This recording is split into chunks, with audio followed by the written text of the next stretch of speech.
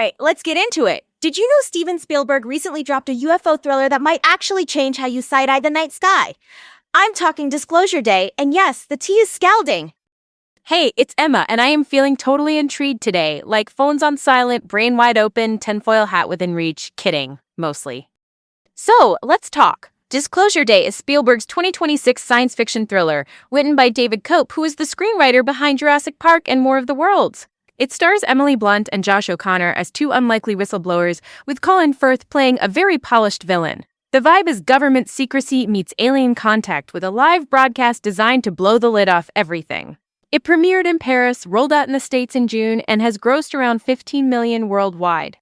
Critics are mostly positive on Spielberg's direction, Blunt's performance, and John Williams' surprisingly restrained score, though some people are like, the plot is a little woolly and the CG creatures are mid. Let me set the scene with a little confession. Back in college, I once stumbled into what I thought was a secret society meeting. Hoods, symbols, candles. I was shook. My heart was like, girl, run. My curiosity was like, stay and get that story. So I stayed. And peeking around pillars, composing my Pulitzer in my head, when a dude in a dollar store cloak offers me a plastic chalice of boxed wine. Plot twist. It was a themed party. A very extra, very earnest lark night. And I felt, like the emoji with the big eyes, because the drama I'd invented in my head was so much spicier than reality. But here's what that taught me. Mystery is a drug. Even when the truth is ordinary, the chase is intoxicating, which is why Disclosure Day hits. It's about that dangerous craving to know what's behind the curtain, and what happens when the people with the receipts decide to stop whispering and go live on air. High-key relatable to anyone who's ever doom-scrolled a conspiracy thread at 2 a.m., just saying. Okay, let's unwrap this. Basic story, ELI 5.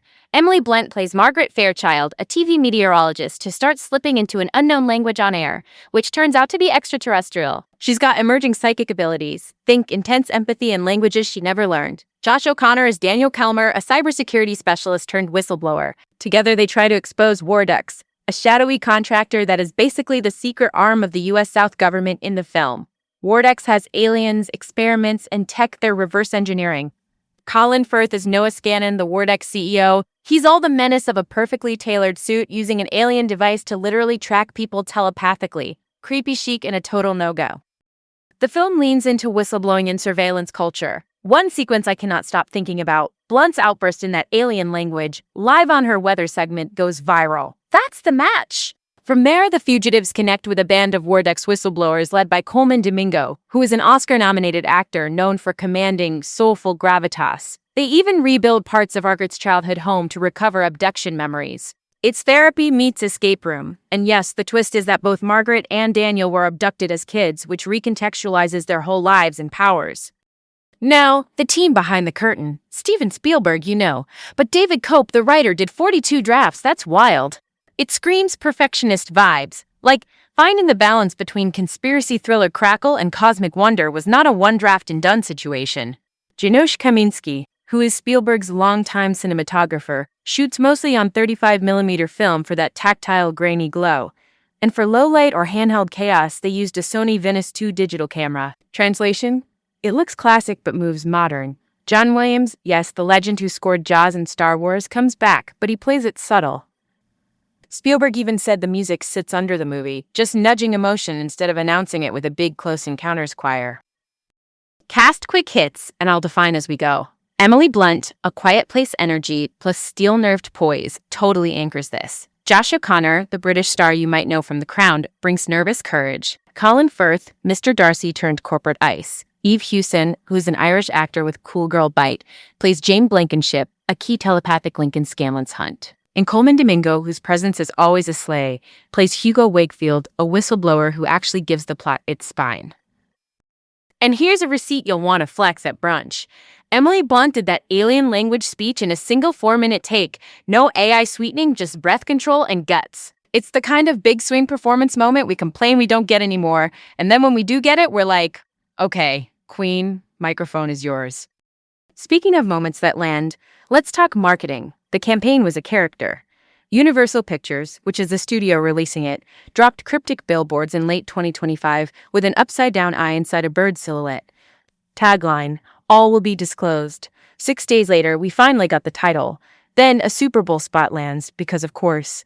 And there was even a 30-second tie-in with Francisco Lindor, who is a Major League Baseball shortstop for the Mets, shot at Citi Field. That's not just selling a movie, that's threading the film into pop culture fabric.